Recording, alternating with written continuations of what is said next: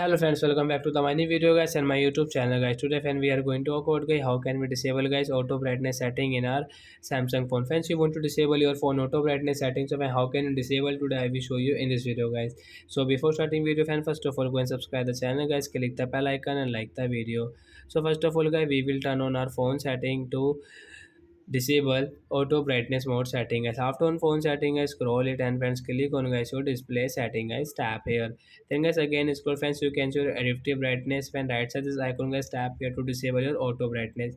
After disable guys auto brightness guys, you can increase guys your brightness setting without any problem guys. Friends, you can show brightness will not increase and decrease automatically. We can customize, we can use our brightness setting according to ourselves. So like that guys, we can disable auto brightness mode setting in our Samsung phone guys. So that's it guys, thanks for watching the video guys, bye bye friends. And before going, please go and like the video, and friends, do you have any doubt related to guys your brightness settings Samsung phone, you can ask me in comment section. I will check, I will help you. Bye guys.